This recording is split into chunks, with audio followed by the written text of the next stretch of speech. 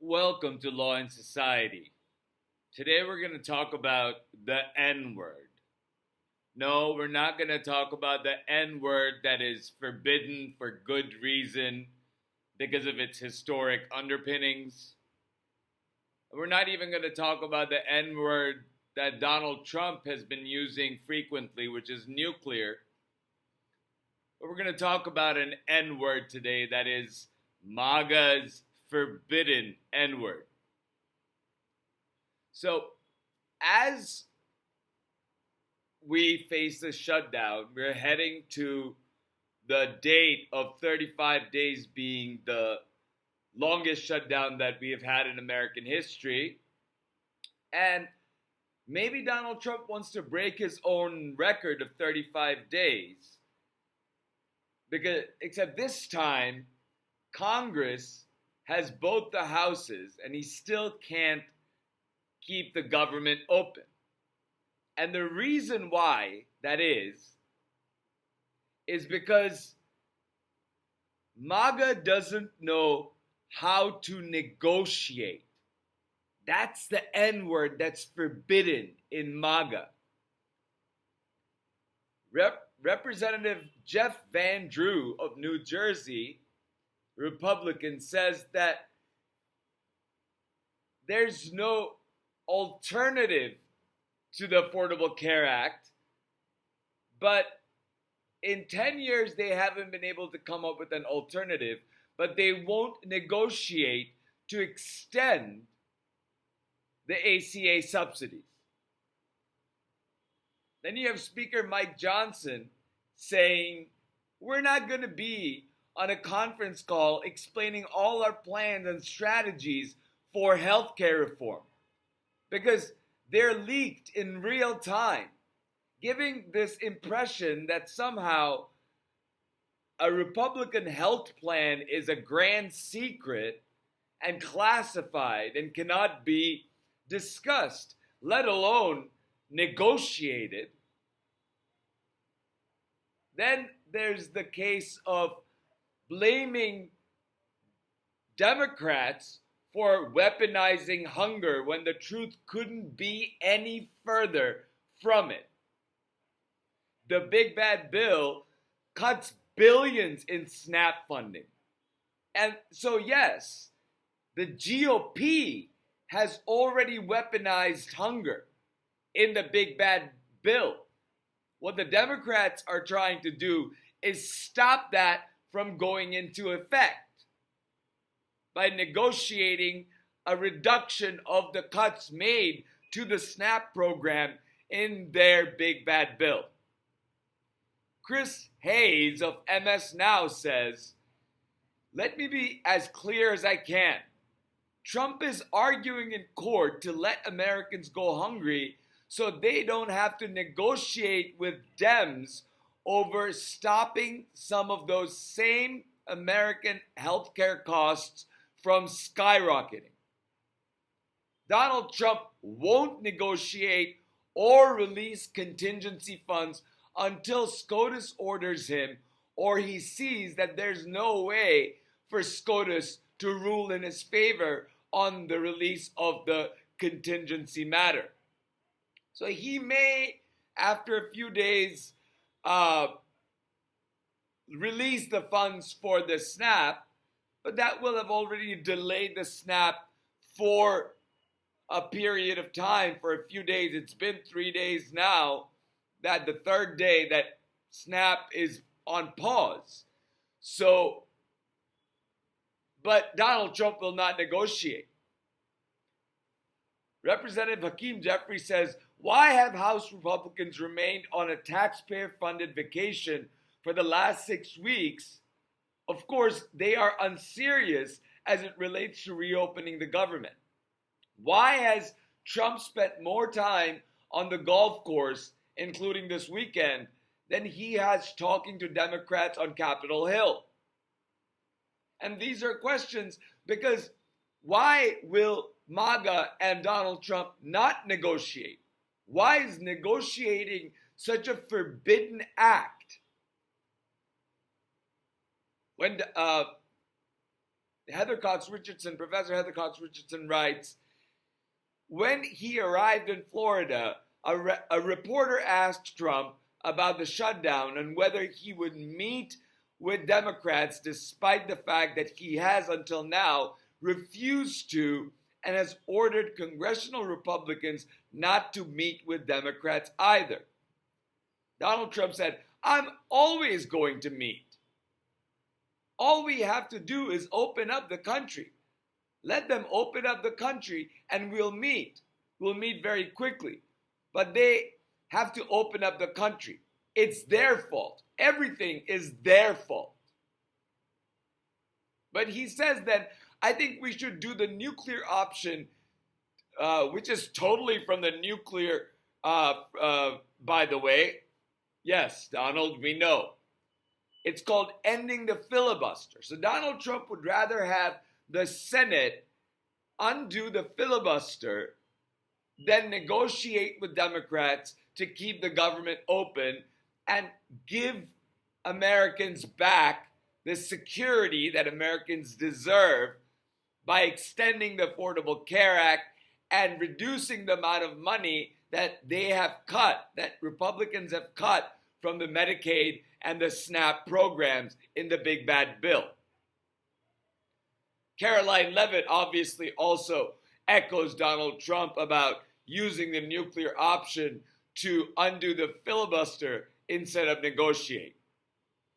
So Donald would rather use the nuclear option to undo the filibuster than negotiate with Democrats. All Democrats want is extension of the Affordable Care Act subsidies and reinstating the money from Medicaid and SNAP that was taken away by the big bad bill. But Republicans don't want to do that. They want the Affordable Care Act credits to expire and health insurance premiums to skyrocket. They want American people to lose basic health care over the next 10 years through the massive trillion-dollar cuts to the Medicaid program. They want people to go without food assistance even though wages are not rising, but food costs are. They won't even use emergency money to keep SNAP going while the government's shut down. But they will also not negotiate to open the government. They want it exactly their way, and neither Mike Johnson nor Donald Trump will budge from their positions. That's where the country is at the moment. This is how Donald Trump and MAGA plan on compromising our country from within. One issue at a time, one shutdown at a time. All the while, Donald's police state continues its work. Federal agents are getting paid to terrorize people on American streets.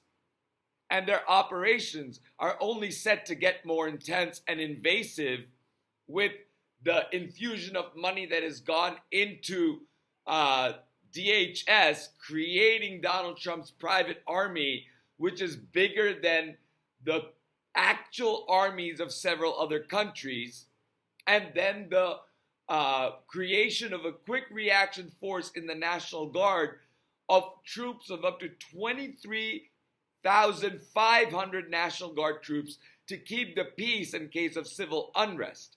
That's all happening at the same time as Donald Trump will not open the government. At the same time as the shutdown, Donald's also posturing for war in South America and leaving open the question of a third term that is expressly forbidden by the 22nd Amendment. When asked about the SNAP payments, Treasury Secretary Scott Bessent said the president just truthed out that he needs to hear from the courts.